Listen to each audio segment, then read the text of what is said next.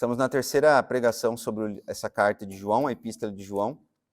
Na primeira pregação, se os irmãos lembrarem, a gente fez uma visão panorâmica do livro, falando sobre os principais aspectos do que o apóstolo João escreveu para os crentes daquele primeiro século. Agora, no sermão passado, nós ouvimos sobre a questão de um cristão andar na luz ou andar na escuridão, andar sob a luz ou andar sob as trevas, né? E hoje nós vamos ler o capítulo 2, que fala sobre a intercessão de Cristo a nosso favor. Jesus, ele nos dá coragem e também ele nos consola mediante aos nossos combates no dia a dia, tá, irmãos? Então vamos fazer a leitura no capítulo 2, do versículo 1, são somente 2 versículos. O textuário aqui diz Cristo, nosso advogado, irmãos. Essa palavra advogado, ela é em grego, no grego, quando foi, ela dá uma tradução mais interessante, porque ela pode ser lida dessa forma: Cristo como advogado e Cristo como nosso intercessor, como nosso ajudador. A gente pode pensar. Se todos acharam, vou fazer a leitura, tá? Diz o texto: Filhinhos meus, essas coisas vos escrevo para que não pequeis. Se todavia alguém pecar, temos advogado junto ao Pai, Jesus Cristo, o justo. E ele é a propiciação pelos nossos pecados, e não somente pelos nossos próprios, mas ainda pelos do mundo inteiro. Feche os olhos, irmãos, vamos orar, para que nós possamos ouvir o sermão. Senhor Deus, Pai amado, nós estamos diante da Tua palavra, e nós queremos Te pedir que o Senhor abra o nosso coração, abra os nossos ouvidos, a nossa mente, para que nós possamos, Senhor, ouvir o que a Tua palavra vai ministrar para nós. Queira dar graça a mim, Senhor, que vou ministrar essa palavra, esse sermão, que possa ter coragem, Senhor, convicção para falar aquilo que deve ser falado, segundo a Tua misericórdia, e que os nossos irmãos possam entender, que os ouvintes que estão aqui possam entender, e não só ouvir, mas colocar em prática, Senhor, para o seu dia a dia. É isso que te rogo, Senhor, isso que nós rogamos em nome de Jesus. Amém. Amém. Irmãos, esses 2 versículos, 2 pequenos versículos aqui, pode ser assim, nossa, somente 2 versículos, né? O que dá para ouvir nessa noite, né, irmãos? A quantidade de textos que explicam sobre esses 2 versículos aqui, são livros e livros. Obrigado.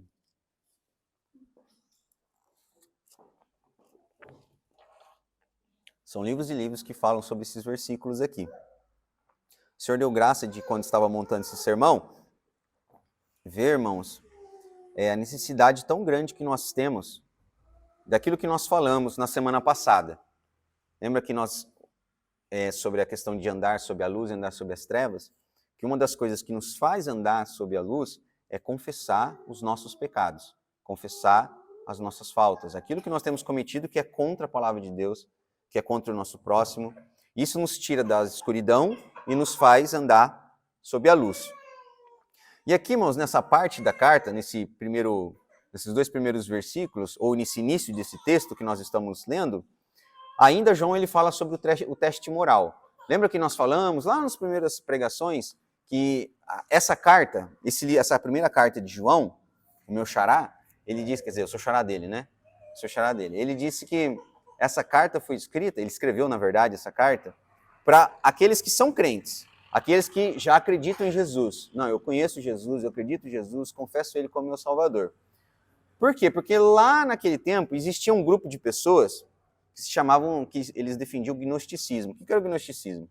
Como a gente já falou também, o gnosticismo é uma doutrina, uma espécie de crença, onde eles acreditam que eles podem ter comunhão com Deus vivendo na total libertinagem. Ou seja, totalmente pecaminosos, totalmente andam nas ruas, nas sarjetas, fazem coisas imorais, imoralidades. Eles são totalmente pervertidos, devassos, e ainda dizem assim, não, eu sou crente, eu acredito em Deus, Deus fala comigo, Deus no céu e eu na terra, nós somos ligados. Esses eram os gnósticos. Gnósticos eram aqueles falsos cristãos que falavam que eram cristãos, mas não eram. Eles tinham uma vida totalmente contrária daquilo que eles falavam. Eles falavam assim, não, eu sou servo de Deus, eu ando sob a luz. Aí João falava, não, mentira, você não anda sob a luz, porque aquele que anda sob a luz não faz aquilo que vocês fazem. Vocês fazem isso, isso e isso, andam na imoralidade, são perversos. Filhos de Deus não fazem isso. Então era isso que João estava falando para eles. E para aqueles cristãos do primeiro século, para eles entenderem que eles eram cristãos, porque assim, tinha um apóstolo, João, o único apóstolo vivo naquela época, que escreveu essa carta, mas também tinha os mestres, aqueles que eram discípulos dos apóstolos, e falavam para eles assim, não, ó, o verdadeiro cristão faz isso, isso e isso. Só que tinha aqueles falsos mestres, aqueles falsos que eram líderes falsos, que falavam, não precisava fazer isso que aqueles homens estão falando. Façam isso, isso e isso. Aí eles ficavam nesse jogo de cintura. Peraí, o apóstolo e aqueles irmãos lá, os nossos mestres, falam isso. Mas tem esses irmãos que falam isso. O que eu faço? Eu estou em dúvida, eu não sei o que eu faço. Então a carta de 1 João ela veio para isso. Para falar para aqueles, não, meus irmãos, não, meus filhos, como o apóstolo João falava, que ele era bem velho, né? Meus filhinhos. Não, meus filhinhos.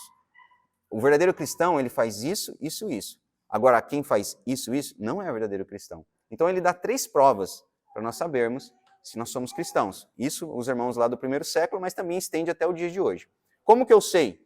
Como aqueles irmãos sabiam que eram cristãos? Era por 3 testes. Primeiro, o teste doutrinário. Quem você crê? Quem é a pessoa que você diz que você crê? Ah, é Jesus? Tá bom, mas qual Jesus? É porque nós temos a visão histórica de Jesus e a visão de Jesus, Filho de Deus. Eles só criam naquele Jesus que veio da Virgem Maria e depois recebeu o Espírito Santo quando batizou, mas antes de morrer, o Espírito Santo saiu dele. Então, quem morreu foi um homem qualquer. Então, tinha aqueles que acreditavam nisso. Não. Se você crê em Jesus como Filho de Deus, aquele que nasceu da Virgem Maria, foi concebido pelo Espírito Santo, assim como nós falamos, morreu na cruz por perdão dos seus pecados, se você crê nesse Jesus, que ele verteu o seu sangue na cruz para salvar vocês, para salvar todos vocês, esse é o primeiro ponto que você é um cristão verdadeiro.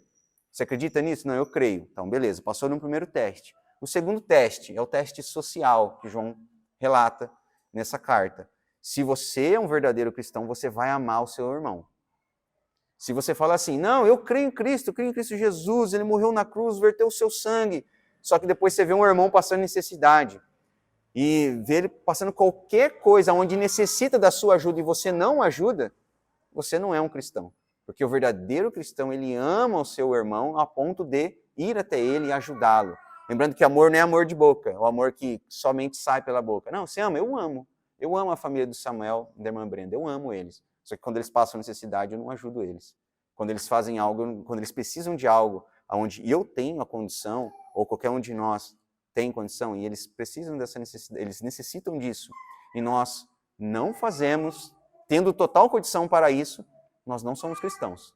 Nós estamos contra a verdade de Deus. É o teste social. Se você é um verdadeiro cristão, você vai obedecê-lo. E tem o teste moral, que é o último teste. Qual que é o teste moral? É o teste da obediência. O verdadeiro cristão obedece à palavra de Deus. Obedece os preceitos, aquilo que Jesus disse. E aqui, irmãos, nós estamos sobre o pretexto moral. Esse trecho do capítulo 2, ele fala justamente sobre o teste moral. Ainda estamos falando sobre o teste moral. Então, irmãos, nós temos esses 3 testes. Doutrinário, social e moral, que é o teste da obediência. Aqui, e no sermão passado, nós estávamos falando sobre o teste moral. Porque assim, ele falou assim, ó, se a gente for, eu vou ler para os irmãos, não precisam, não sei quem está com a Bíblia aberta, nós estamos no capítulo 2, né? No capítulo 1, do versículo 5 em diante, fala sobre essas condições. Ó, o versículo 6 fala, se dissermos que mantemos comunhão com ele e andarmos nas trevas, nós estamos mentindo e não praticamos a verdade. Depois no versículo 8, se dissermos que não temos pecado nenhum, a nós mesmos nos enganamos e a verdade não está em nós. Ou seja, se eu falo que eu não sou um pecador, que eu não tenho pecado, eu estou mentindo, estou enganando a mim mesmo, porque eu sou um pecador. Todos nós. Lembrando, isso aqui ele já está falando para cristão, para aquele que confessa que Jesus é seu Salvador. Aí no versículo 10 ele termina, Se dissermos que não temos cometido pecado, ou seja, se eu não faço pecado, se eu não cometo pecado hoje, por exemplo, no nosso dia a dia não temos pecado, olha só, isso aqui é mais grave de tudo. Se eu disser que eu não tenho cometido pecado, eu faço Deus mentiroso e a palavra dele não está em nós. Aqui está claro, nós temos uma natureza, e a nossa natureza é pecaminosa. Todos nós somos voltados para o mal, irmãos, todos nós. Então aqui, ele está falando, se alguém dizer que não tem maldade no coração, você está fazendo Deus mentiroso. Porque nós temos, irmãos, nós temos. Infelizmente nós temos. Todos nós aqui somos mal na nossa natureza. E aqui então é sobre o teste moral, irmãos. E uma das maiores dificuldades que nós temos como cristão, se você confessa ser cristão, a maior dificuldade que nós temos então é lidar com a nossa luta diária contra o pecado. A nossa maior dificuldade é lidar com os nossos fracassos que nós temos. Irmão, faça uma pequena lembrança aí do que nós temos vivido nos nossos dias. Se você comete um pecado, seja contra sua esposa, contra o seu filho ou contra o próximo, irmãos, nós sentimos um pesar. Nós temos um pesar na nossa alma. Nós ficamos pensando, nossa, por que eu fiz isso? Pode ser um remorso também, mas isso não significa que não é Deus que está constrangindo, o Espírito Santo que está constrangindo o seu coração, né? Mas as nossas principais batalhas, irmãos, as nossas principais dores é quando nós lidamos com os nossos pecados, com os nossos próprios fracassos. Então, quando um cristão peca, aquele cristão que é sincero, quando ele peca, o que nós sentimos? Sensação de culpa, de derrota, de desânimo. E isso pode deixar abatido por muito tempo todos nós. Isso, às vezes, pode ser dias, pode ser meses, pode ser até anos, infelizmente. Por causa de um pecado, por causa de algo cometido, isso nos dá um sentimento de culpa por muito tempo, irmão. E isso é uma luta no qual nós vamos sempre enfrentar um desespero. Porque pensa, se você sabe que Cristo morreu por você na cruz, imagine, irmãos, eu já sei que vocês passam por isso também, porque todos nós lutamos contra o pecado. Imagine, você tem uma pessoa, a pessoa mais santa que viveu nessa terra, um ser perfeito, ele morreu na cruz por você, e você peca contra ele todos os dias ainda. Isso tem que dar um pesar no nosso coração. Tem que fazer nós ajoelharmos com os nossos rostos no chão. Que uma pessoa tão santa, tão justa, morreu por mim, e eu ainda tenho, muitas das vezes, o prazer de pecar contra ele. É uma coisa que nos tira a paz, nos tira a comunhão. Então, irmãos, é uma luta entre o desespero, né? A gente fica entre o desespero e a esperança, vamos dizer assim, né? Porque Cristo me salvou, ok, mas eu pequei contra ele também. Então a gente fica nessa luta, nesse embate. E aqui, irmãos, é algo que nós temos claro, é que a vontade de Deus é que a gente não peque. A vontade de Deus é que nós não cometemos pecado, assim como nós lemos nesse primeiro versículo. A vontade de Deus é que todos nós aqui não pequemos, não pecamos. Entretanto, aqui nesse texto também que nós lemos fala, se você vier a cair em pecado, se você vier transgredir a lei de Deus, há uma saída, há uma esperança, né? Deus lhe providenciou meios pelos quais nós podemos se levantar e restaurar, sendo restaurado, nós continuarmos a nossa vida cristã, certo? Só para os irmãos entenderem. Pense em contar uma pequena ilustração, e os irmãos pensem. Imagine que você vai fazer uma viagem, eu ouvi essa ilustração do Nicodemos, eu vou passar para os irmãos aqui. Imagine que você vai fazer uma viagem, e a nossa viagem é uma viagem de 1.000 quilômetros, vamos dizer assim, 1.000 quilômetros. E é uma estrada totalmente cheia de buraco.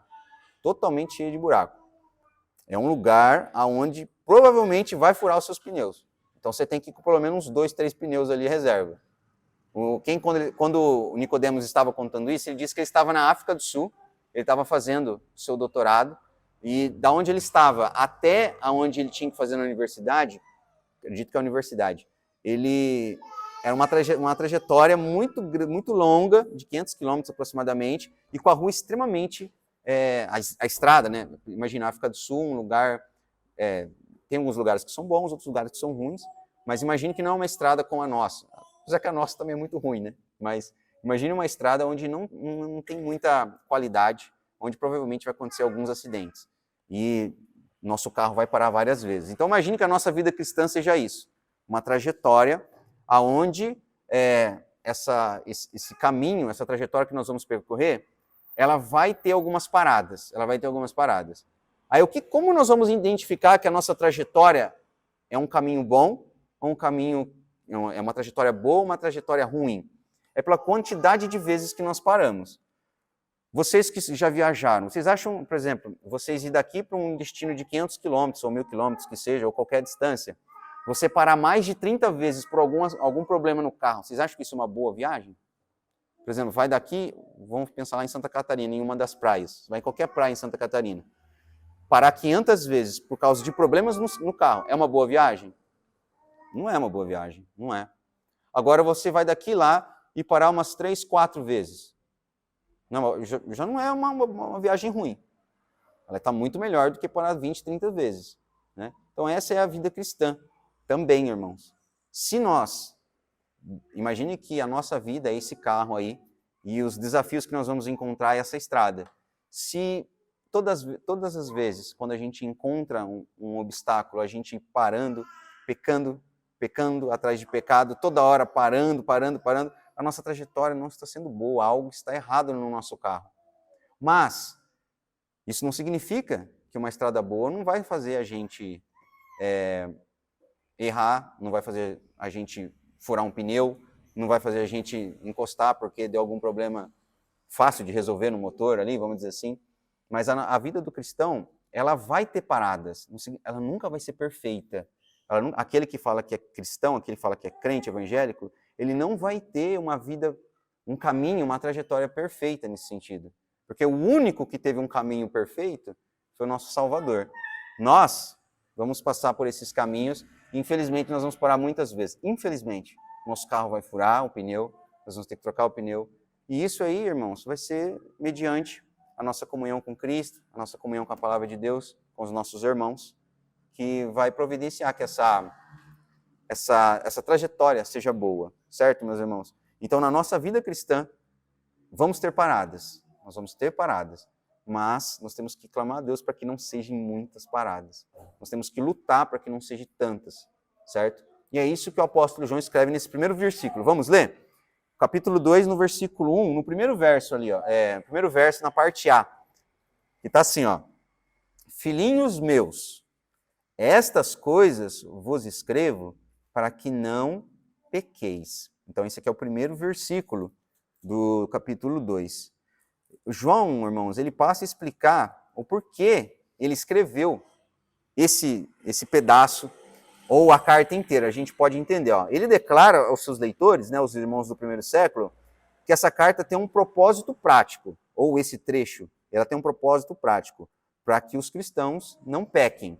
Isso aqui, irmão, como eu falei, é o teste moral, o teste da obediência. Ele está falando, não pequem, não pequem. Embora, como nós falamos, essas coisas, ele fala aqui, essas coisas vos escrevo. Essas coisas está totalmente ligado também aos versículos anteriores.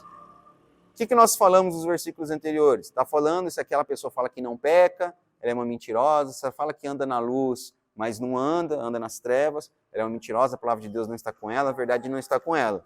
Então, João ele está advertindo aos nossos irmãos, assim, essas coisas que eu escrevi aqui, mas não só ela, também todas, mas diretamente essas, eu escrevo para que vocês não pequem, porque isso era um ensino dos falsos mestres.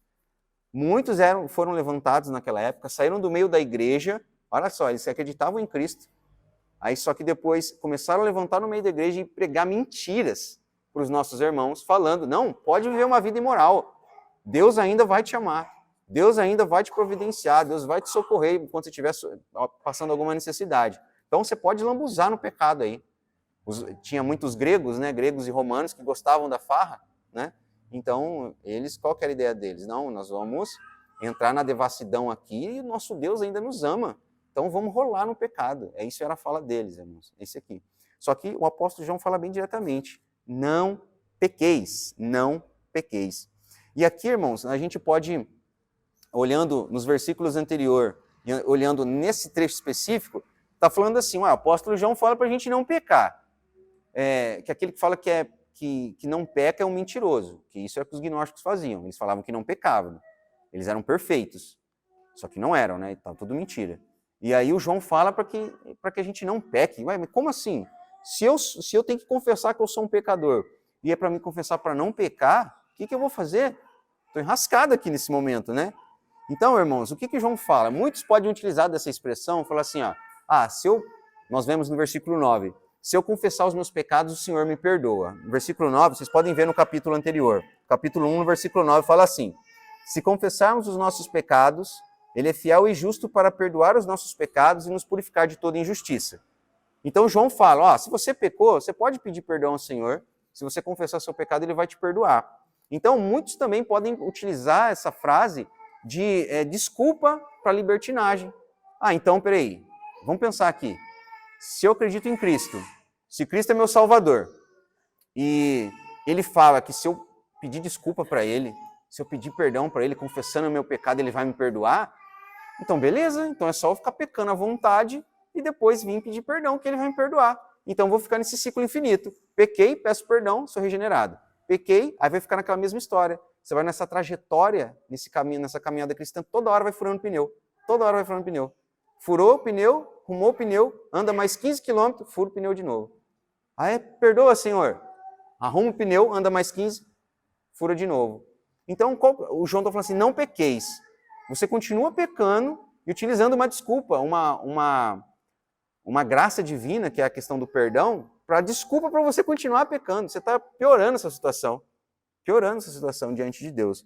Os que pensam achar na Bíblia justificativas para uma vida de pecado, eles estão claramente torcendo o seu propósito e sentido. O João, então, ele não tem paciência com essas pessoas, com esses que se acham perfeccionistas e deitam, enrolam no pecado, ou esses que utilizam essa desculpa, essa graça divina do perdão para continuar pecando. Ele fala, tem o Robertson, ele diz assim, João não tem paciência com perfeccionistas profissionais, esses que ficam pedindo perdão toda hora e voltando, ou falam que são santos e não têm pecados, e menos ainda com quem vive de forma complacente, como alguns gnósticos, que é aqueles que estavam plantando heresias na igreja, que praticava toda sorte de excessos sem a menor vergonha. Então, João está falando contra esses. Ele falou assim, se você fala que é cristão, se você fala que ama Jesus, que ama os seus irmãos, mas você vive uma vida de pecado, ainda você não tem vergonha nenhuma, quem é você? Você não é cristão, não, nem aqui, nem na China. Vamos dizer assim, né? A China é perto lá, né? Nem na Ásia. Então, alguém, irmãos, poderia facilmente pensar que esse perdão repetido dos pecados, ele seria uma válvula de escape para os nossos pecados, colaboraria para que a gente vivesse uma vida irregular, tornando o nosso cristianismo, essa religião que nós defendemos, como algo com baixo padrão moral. Vai falar assim, se o cristianismo em si é somente isso, errei e já estou reconciliado com meu Deus, mas qual que é o padrão moral desses aí? Aonde estão baseados o padrão dele? Aonde eles estão baseados baseiam-se a sua fé? Cristo viveu dessa forma? Não viveu. Nós não temos que ser imitadores de Cristo? Como que é um imitador de Cristo se ele não fez isso? Então, irmãos, é um ensino totalmente equivocado, um ensino herético, um ensino onde isso deixa todos aqueles que dizem filhos de Deus distantes dele, totalmente distantes. Então, irmãos, assim como em Tiago 1,13 fala, nunca é da vontade de Deus que nós pecamos. Fique bem claro, irmãos. Isso aí é até uma coisa muito óbvia. Deus não quer que nós pecamos. Deus deu a sua palavra, a Bíblia Sagrada, para que nós pudéssemos entender a sua vontade e que nós pudéssemos viver para a glória dele, não para o desprazer dele, certo? Então, aqui tem todo o manual para que nós possamos andar na luz, não sob as trevas, e não utilizar dela como um meio para fortalecer ali a minha prática com o pecado, minha prática pecaminosa. Isso não é da vontade de Deus, irmãos. No versículo ainda, nesse filhinhos meus, essas coisas eu escrevo para que não pequeis, pode parecer, irmãos, que ele está, como é um preceito moral, pode estar parecendo que ele está falando assim para a gente não pecar. Ele fala assim, é realmente uma afirmação assim, você não pode pecar, todos vocês que são cristãos não podem pecar. Quando a gente olha assim, parece que ele está trazendo um perfeccionismo. e até contradiz com algumas coisas que ele disse anteriormente. Mas alguns teólogos e comentaristas, eles disseram algumas coisas muito importantes que a gente precisa entender para que o Senhor nos traga luz nisso, tá, irmãos? Então, aparentemente, eles ensinam que existe uma vida cristã perfeita, moralmente, que é absoluta, e que isso é algo possível de acontecer em vida. Ou seja, todos nós que somos cristãos, nós conseguimos andar perfeitos, nós conseguimos ser perfeitos nessa terra. Então, isso que é algo que pode parecer que está soando nesse versículo. Mas aqui, ó, o perfeccionismo não é bíblico. Perfeccionismo não é bíblico. O ensino bíblico sobre a perfeição do cristão, ou a perfeição cristã, ela pode ser resumida em 3 pontos. Vamos entender isso aqui, ó. O primeiro, irmão, todos os crentes já são perfeitos em Cristo. Todos os crentes já são perfeitos em Cristo. Nós temos algumas passagens, como Colossenses 2:10, no capítulo 3, no versículo 1 ao 4, Efésios 2:6 e Romanos, do capítulo 8, versículo 30, que fala que nós, de uma forma, já somos perfeitos em Cristo. Cristo nos dá essa perfeição. Isso aqui, irmãos, nós falamos sobre a justiça de Cristo está imputada em nós. O justo pelo injusto. Nós cantamos um hino que fala sobre isso. O justo pelo injusto. Aquele que é perfeito, aquele que é santo, aquele que é justo, no lugar de uma pessoa que não é perfeita, no lugar de uma pessoa que é totalmente pecaminosa, no lugar de uma pessoa que não merece comunhão com Deus, certo? Então, é o justo pelo injusto. Jesus pela Gemima, Jesus pelo Joels, Jesus pelo Mateus, Jesus pela Cauana, pelo Jadson, pelo Samuel, por todos nós. Então, é Jesus pelo injusto.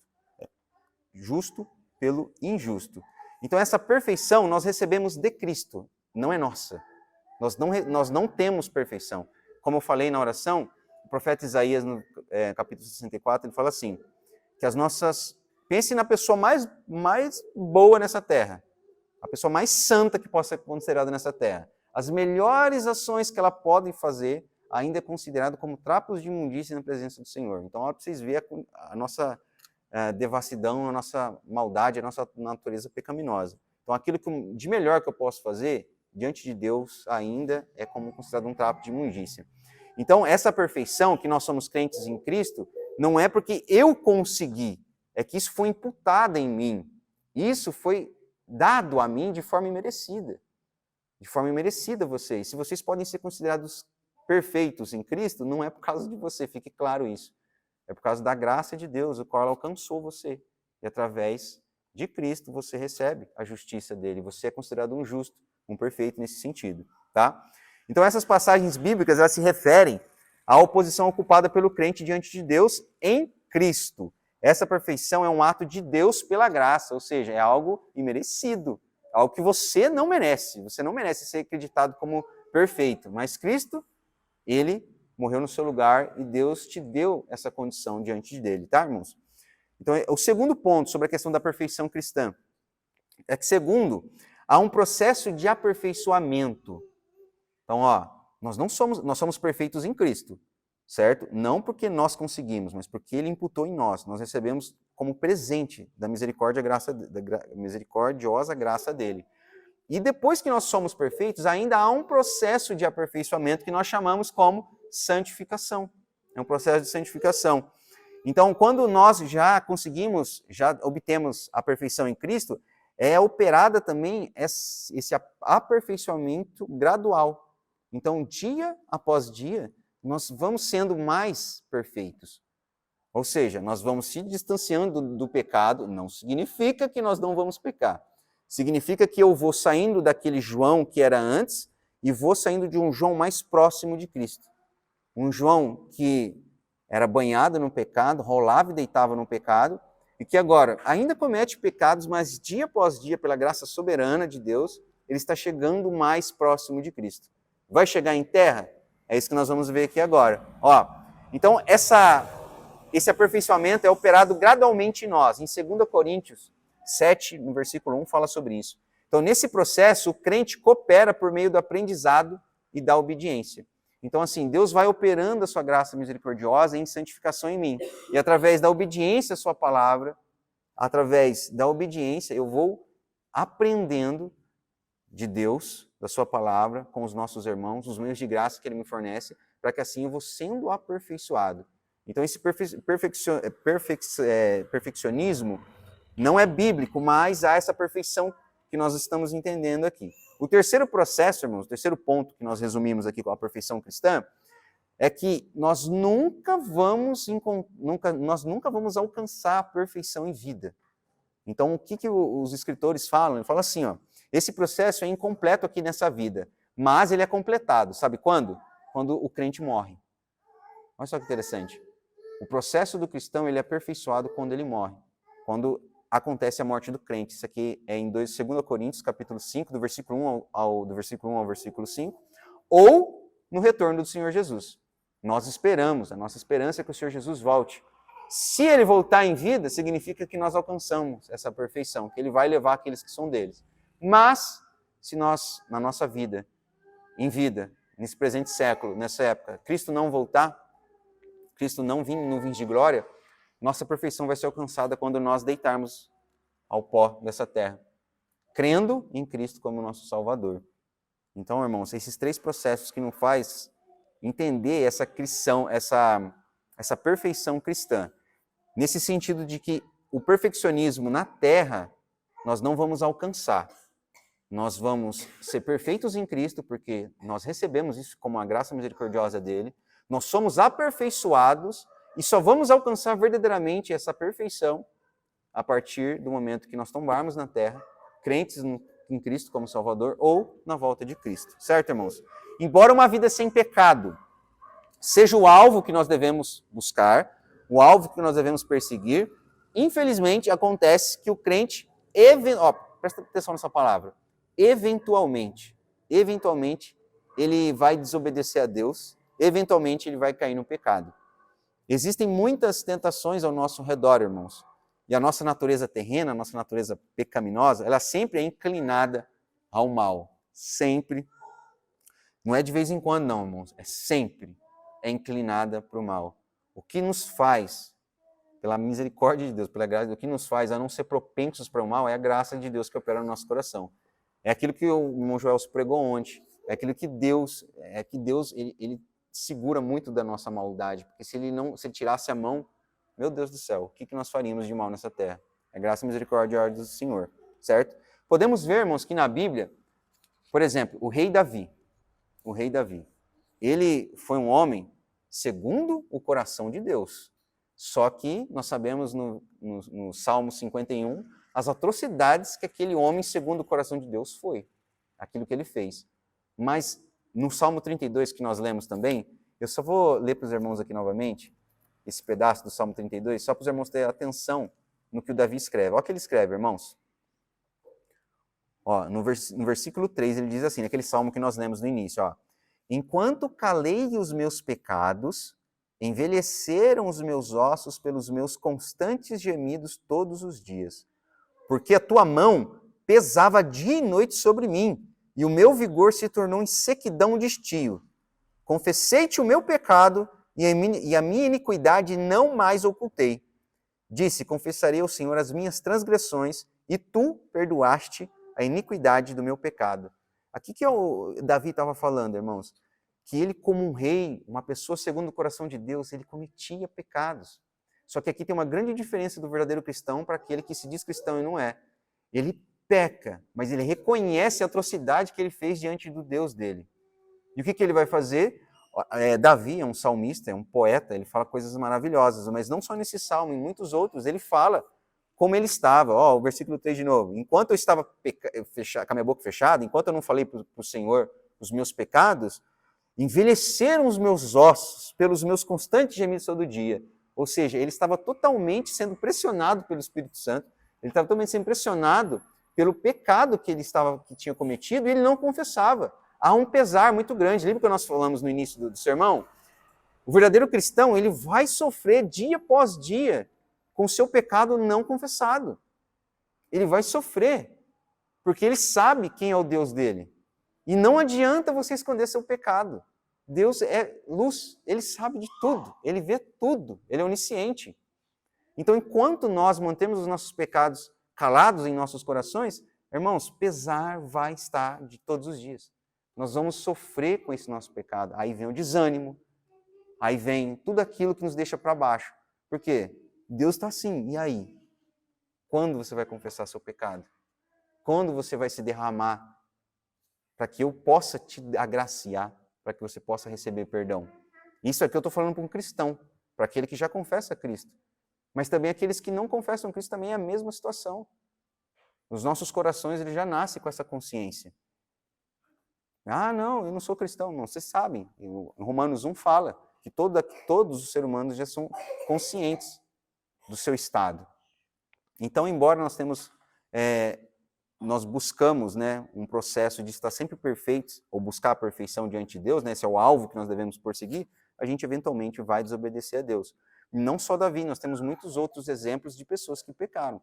O apóstolo Paulo, aquele que escreveu essa carta, escreveu as cartas aos Efésios, aos Coríntios, aos Tessalonicenses, Filipenses, o grande apóstolo, o apóstolo Paulo, ele falava assim, ó, em 1 Timóteo 1,15 fala, que Cristo Jesus veio salvar os pecadores, dos quais, salvar os pecadores, dos quais eu, apóstolo Paulo, sou o principal dos pecadores.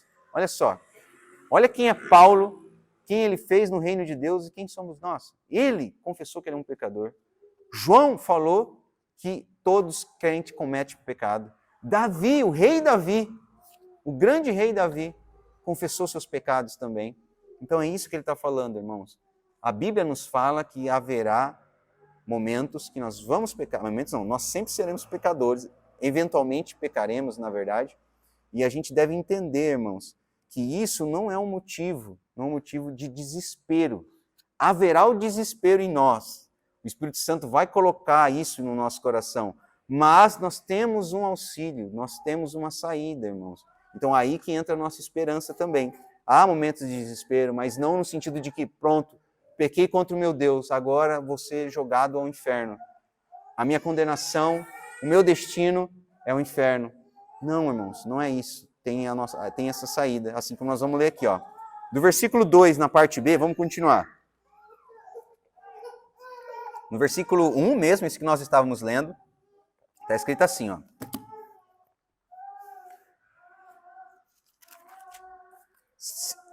Se todavia, ainda no primeiro versículo, ó, filhinhos meus, essas coisas vou escrever para que não pequeis. Aí que o mandamento moral, um preceito moral, não pequeis. Porém, se todavia alguém pecar, então ele está falando aqui algo que é interessante a gente discutir também.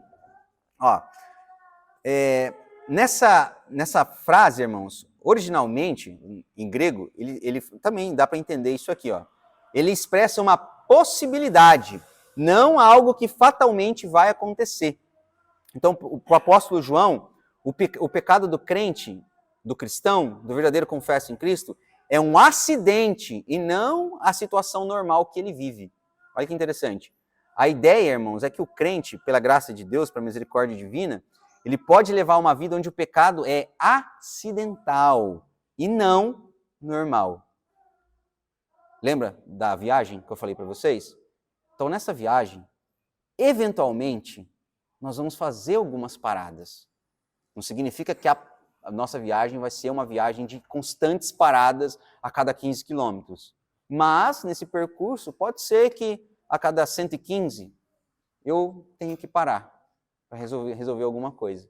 Pode ser que a cada 100, 90, 95, eu possa ter que fazer uma parada nessa viagem e clamar a misericórdia do Senhor em oração, pedir perdão pelos meus pecados, confessar aquilo que eu fiz, para que assim seja restituída a minha comunhão com Ele. E assim eu possa continuar essa viagem. Certo, meus irmãos? Então não significa que isso vai ser constante. Isso não é normal na vida do cristão, isso é acidental. Se, todavia, ele pecar, como está escrito aqui, se todavia alguém pecar, nós temos um advogado junto ao Pai, Jesus Cristo, o justo. Vamos entender um pouco mais. Ainda essa questão de se todavia. Acidentes espirituais, né, infelizmente acontecem. Em casos de pecado, irmão, o crente deveria lembrar que nós temos um advogado, né, junto ao Pai, Jesus Cristo, o justo. Aqui, irmãos, só para a gente ir para essa próxima parte, uma coisa também que o John Stott fala, ele diz o seguinte, que essa visão do cristão sobre o pecado, nós temos uma visão positiva e uma visão negativa. A visão positiva é essa que nós já lemos no início aqui, ó, não pequeis. Quer dizer, negativa, é uma ordem, né? Não peques, não peques. E a positiva no sentido assim, se por acaso você pecar, você tem uma saída. Ele diz da seguinte forma, que nós não podemos ser tolerantes com o pecado, no nível de assim, bom, o Senhor vai perdoar, então peque. A gente não pode ser nesse sentido, assim como já vimos falado nos outros versículos. Também a gente não pode ser, irmãos, muito severo em relação ao pecado, no sentido de que assim, se eu cometi um pecado, eu não tenho perdão. Se eu pequei na presença de Deus, eu não tenho perdão. Como nós falamos no sermão passado, Jesus, ele perdoa a todos, ele traz perdão a todos. Todos têm perdão em Cristo Jesus. Não importa o seu pecado. E aqui, irmãos, não importa mesmo as maiores atrocidades que pode acontecer. Em Cristo Jesus há perdão. Em Cristo Jesus há perdão. E aqui, essa questão do severo, que não existe nada que o Senhor não possa perdoar, e também a gente não pode, então, já que ele pode perdoar tudo, eu vou deitar e rolar. Isso não existe, tá, irmãos? Nós sabemos que o Senhor ele vai constranger a pessoa a viver uma vida, como nós dissemos, em perfeição, dia após dia, sendo mais perfeito em Cristo. Tá? Então, John Stott ele fala isso, que a gente não vai ser indulgentes demais e nem severos demais. Indulgente é aquela pessoa tolerante, totalmente, não, posso sendo menos pecar à vontade, não vai acontecer nada. Ou, não, pequei, já era. Eu pequei contra o meu Senhor, eu menti hoje, não vou para o inferno. Eu fiz alguma coisa com a minha esposa, no qual eu gritei com ela, pronto, estou lascado. Não é assim, irmãos. É errado? É um pecado? Merece inferno? Merece. Mas há perdão em Cristo. Tá, irmãos? Há perdão em Cristo. Então aqui, sobre a questão de se todavia nós pecarmos, nós temos em Cristo Jesus um advogado junto ao Pai, né? Que é ele, o Jesus Cristo, o justo. Isso é da parte B, né? A segunda parte do versículo. Então essa palavra advogado, como eu disse no início do sermão, ela pode ser substituída também por intercessor ou consolador, né? O João, ele não escreveu somente essas cartas, ele escreveu também o Evangelho de João, onde há muitos milagres, onde mostra a deidade de Cristo, a divindade de Cristo, onde no primeiro capítulo ele fala sobre Cristo Verbo, né? E aqui, irmãos, nós temos aqui essa palavra advogado, essa mesma palavra, ela foi escrita somente por João, usada por João no Evangelho de João. Então, quais dos escritores bíblicos que vai utilizar essa palavra? Parácletos, que significa advogado em grego, ou consolador, ou intercessor, no caso, né? Somente João utiliza essa palavra. Então, irmãos, a palavra advogado, ela aparece mais de 4 vezes no Novo Testamento, e aonde João onde nós conseguimos entender melhor como consolador. E ele refere-se também ao Espírito Santo. Essa palavra, então, significa, no modo geral, alguém que se coloca ao lado de outra pessoa. Então veja, eu pequei contra o meu Deus. E agora, o que eu faço? João fala, se você pecar, meu irmão, se você pecar, minha irmã, você tem Jesus Cristo como seu advogado. E aqui agora a gente vai imaginar uma outra cena. Imagina que você está num tribunal. Tribunal onde as pessoas são condenadas, onde as pessoas são ou absolvidas ou condenadas, né? Vamos pensar assim. Então, imagine que você está nesse local onde o crente, aquele que é cristão, ele é culpado e ele é trazido diante da justiça divina, onde ele é trazido diante do justo juiz, né? Que ele vai acusar. Por exemplo, você pecou. Você, Talita, você, Gemima, Samuel, você, Jéssica, todos vocês aqui pecaram. Então, diante de mim, você é culpado. Só que nós temos um advogado, nós temos um intercessor, nós temos o Paráclitos, aquele que vai advogar a nossa causa diante de Deus. Então, vejamos isso. Só que você não está do lado de um juiz qualquer. Você não está do seu lado um juiz que foi formado em direito aqui na faculdade da cidade vizinha. Não foi. Você está do lado do justo também, do santo, do Filho de Deus, Senhor Jesus, o qual ele toma a nossa causa. E não somente toma, mas como ele vira o culpado nesse lugar. A nossa culpa é colocada nele. E ele, com toda a sua justiça, transfere a sua justiça para nós. Acontece ali a doutrina, a substituição que nós falamos. Novamente, o justo pelo injusto. Jesus por cada um de nós que aqui estamos. Então, diante do réu, diante do tribunal da justiça divina, quando o Senhor Jesus imputa você, o Senhor Deus imputa você como um pecador, como um culpado, e você merece ser castigado, merece sofrer a condenação, o Senhor Jesus, ele entra no nosso lugar, ele toma as nossas culpas, ele recebe as nossas culpas, e a justiça dele é acreditada em todos nós, para que assim o juiz olhe para nós e não veja eu, mas veja Cristo, não veja cada um de vocês, e veja o Senhor Jesus, e assim ele nos absolve, assim descarregando aquilo que nós falamos como a ira de Deus no Senhor Jesus, no qual lá na cruz ele sofreu. Quando nós falamos, Senhor, nós te agradecemos pela a sua morte na cruz, porque através dela nós temos vida, através dela, através do sangue expiado na cruz, nós somos propícios ao Senhor. Nós vamos ver aqui agora também. Então, através dessa obra gloriosa, irmãos, nós temos paz com Deus. Nós somos salvos, somente através disso, irmãos. Então, João também refere, irmãos, ao Senhor Jesus como sendo justo, no finalzinho ali, ó. Jesus Cristo, o justo. Irmãos, esse adjetivo ele também expressa um conceito moral, aponta para o caráter perfeito do nosso Senhor, o caráter perfeito e puro de Jesus como homem. Novamente, falando de alguma coisa que os gnósticos falavam. Os gnósticos, eles falavam que Jesus Cristo, ele não era, o Jesus Cristo divino, ele era separado do Jesus homem. Então, assim, tinha dois Jesus para aqueles falsos mestres naquela época. Tinha o Jesus que era um ser divino e o Jesus que era homem, certo? Aqui ele fala também sobre o preceito moral do nosso Senhor, como um homem perfeito. Não existe ninguém perfeito a não ser Jesus, o homem. Jesus, o Filho de Deus, certo? Então, também tem algumas referências que falam da perfeição de Cristo, lá em Mateus 27, 19, versículo 24 também. Ele é o justo que veio morrer pelos injustos, como nós falamos em Romanos 5, 6, e também em 1 Pedro 3, 18. Então, sendo justo, Jesus pode comparecer diante de Deus e nos defender. Então, aqui, quando nós pecamos, e o apóstolo João diz que se todavia você pecar, você tem um advogado junto ao seu lado no céu, que é o Senhor Jesus, no qual ele pode, diante de Deus, ministrar a justiça dele, onde você pode receber o perdão, receber a graça, e assim você está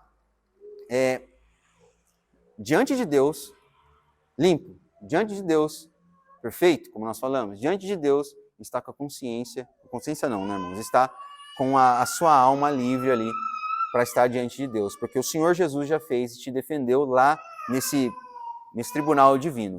Aqui, na última parte do versículo, irmão, já entrando para nós finalizarmos, ele fala assim, ó, ele, o Senhor Jesus, é a propiciação pelos nossos pecados, no versículo 2, tá? Ele é a propiciação pelos nossos pecados, e não somente pelos nossos, mas ainda pelos do mundo inteiro. Vamos entender isso aqui, irmãos? Essa primeira parte, ele é a propiciação pelos nossos pecados, nós temos que lembrar lá do livro de Levíticos. Lembra quando a gente fez o panorama de Levítico, falando sobre os sacrifícios? Os animais, eles eram sacrificados e o sangue deles era derramado como pagamento pelo pecado, certo? Então, se o povo de Israel ele cometia um pecado, o que acontecia? Eles pegavam um animal puro, imaculado, eles iam lá e cortavam o pescoço deles, o sangue daquele animal perdoava o pecado do povo de Israel, ou daqueles que haviam pecado, mediante como eles levavam lá os animais. Isso está lá em Levítico 16, Levítico 17 também. Então, da mesma forma, onde um cordeiro era sacrificado para expiação dos pecados daquele povo, Jesus Cristo, como fala aqui, ele é a propiciação pelos nossos pecados. Cristo é o sacrifício que foi providenciado pelo próprio Deus, que satisfaz a justa ira dele pelos nossos pecados e desvia toda essa ira sobre nós, apaziguando a Deus e nos reconciliando com ele. Então essa propiciação que nós falamos aqui, que o apóstolo João fala, é justamente voltando àquilo que fazia no Antigo Testamento. A forma de Deus estar diante do povo, ou melhor, do povo estar diante de Deus, era através do sacrifício, do sangue derramado, certo? Através desse sangue derramado, eles tinham paz com Deus novamente. E agora, na nova aliança, no Novo Testamento, nós vemos isso através do Cordeiro Imaculado. Nós vemos isso através daquilo que o João Batista, né, fala, né? Eis o Cordeiro do mundo, eis o Cordeiro que tira o pecado do mundo. Quem que era o Cordeiro? Jesus Cristo. Então, através do sangue dele, fazendo uma comparação, uma lembrança lá de Levítico, através do sangue de Cristo expiado, ele nos deixa propício a Deus novamente, porque o sangue de Cristo paga os nossos pecados. O sangue derramado na cruz paga os nossos pecados. Então, novamente, por isso que quando nós falamos na oração, Senhor, obrigado, nós agradecemos pelo sangue vertido na cruz, porque nós só temos comunhão contigo através desse sacrifício ao qual o Senhor mesmo nos proporcionou, o teu Filho, o Senhor Jesus. E aqui, irmãos, mostra o verdadeiro amor que Deus tem por nós. Ele deu o seu próprio Filho para que nós pudéssemos ter comunhão com Ele. Quem aqui daria o seu filho para reconciliação com alguém? Ninguém, irmãos, ninguém. Antes capaz de a gente correr e fugir desse mundo para nem pedir perdão para essa pessoa, né? Mas o próprio Deus, para que nós aqui pudéssemos ter paz com Ele, Ele deu o seu Filho, para que assim nós tivéssemos paz com Ele, irmãos. Louvado seja Deus por isso. E aqui, irmãos, entrando nessa segunda parte, não somente pelos nossos próprios, mas ainda pelos pecados do mundo inteiro. Aqui, para nós, irmãos, que já estudamos, já ouvimos um pouco, pode soar um pouco contraditório. Fala assim, mãe, mas o Senhor Jesus não morreu pelas suas ovelhas? O Senhor Jesus não morreu pela sua igreja? O Senhor Jesus não morreu pelos seus? Como assim ele vai morrer pelo pecado do mundo inteiro? Então ele está falando que todo mundo vai ser salvo? Não, irmãos, não é isso que ele está dizendo aqui. O que eu quero dizer? Haverá pessoas, de uma forma bem clara, para a gente não fazer rodeio, haverá pessoas que serão salvas e haverá pessoas que vão ser condenadas. Simples assim. Há pessoas que serão salvas e pessoas que serão condenadas, certo? Por quê? Porque o Senhor Jesus veio para salvar o que era seus, salvar os seus, dos seus próprios pecados, salvar as suas ovelhas. Nós temos várias referências aqui. No capítulo 10 do Evangelho de João, o próprio João que escreveu essa carta, ele escreveu que Jesus veio para morrer, a própria Jesus, né, falou, e João relatou aquilo que Jesus escrevia, que ele, o Senhor Jesus, veio para morrer pelas suas ovelhas. Então, o que o João está falando aqui do pecado, de todos os pecados? Ele não está falando do universalismo. O que é universalismo? É uma doutrina que defende que todos vão ser salvos por Jesus. Todos vão ter os pecados perdoados, mas não é isso, não é isso. Ele está falando, irmãos, de todos, no sentido assim, que toda nação, toda tribo, toda língua, haverá pessoas que serão salvas. Então não há acepção de pessoas, não há acepção de pessoas que serão salvas. Então vai ser só ovelhas do Brasil? Vamos pensar assim, será as ovelhas do Brasil, as ovelhas de Cambará que serão salvas? E as ovelhas de Ourinhos que vai ser? Não. Não, ele diz que haverá pessoas de todas as nações, todas as tribos, não importa se são ricos, não importa se são pobres, não importa se, independente da sua etnia, independente da sua classe social, todos esses haverão pessoas que serão salvas, mas não todas. É isso que está dizendo aqui. Um dos pais da igreja, né, ou podemos falar o Agostinho de Hipona, ele comenta uma frase que é interessante nós pensarmos aqui. Ele diz assim, Cristo amou a igreja, amou a igreja e a si mesmo se entregou por ela. Quando ele está falando que amou a igreja, não é todos que são da igreja de Cristo. A igreja de Cristo, seu povo. Aqui não estamos falando de placa denominacional, não estamos falando disso. Estamos falando daqueles que são salvos por Cristo, daqueles que são eleitos. Então, Cristo amou a igreja e ele se entregou pela igreja, não os que não são da igreja, certo? Não os que fazem parte do seu povo, tá? Então, Cristo morreu pelo mundo. Agostinho, ele fala assim, afirma que Cristo morreu pelo mundo apenas potencialmente, enquanto que, eficazmente, somente pelo seu povo, os eleitos. Então, Agostinho, um dos grandes servos de Deus do passado, dos primeiros séculos, ele fala assim, que, em sentido potencial, ele morreu por todos. Então, ele pode salvar todos, mas ele vai salvar eficazmente, de uma forma onde aqueles serão salvos somente por aqueles que Deus elegeu somente pelas suas ovelhas, certo, irmãos? E aqui que nós devemos pegar com aplicação para nós, irmãos. Para nós que somos cristãos, ou para nós que estamos passando esse processo, estamos descobrindo as verdades divinas aqui.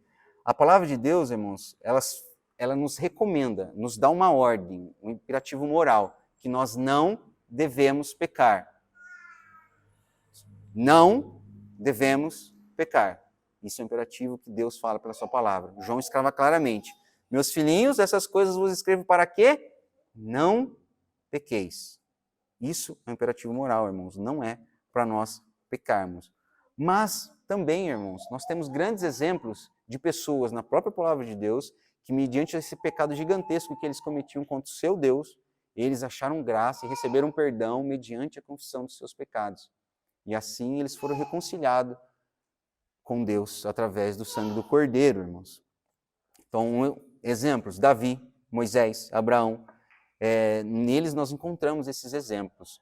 Então, nós também temos que entender que quem usa a Bíblia para se justificar dos seus pecados está desvirtuando completamente o propósito com que ela, a palavra de Deus, nos foi dada. E também, obviamente, aumentando ainda mais a nossa iniquidade diante de Deus. Nós podemos, irmãos, confiar inteiramente no nosso advogado, inteiramente no nosso ajudador, no nosso intercessor, no nosso Paráclitos, que é Jesus Cristo.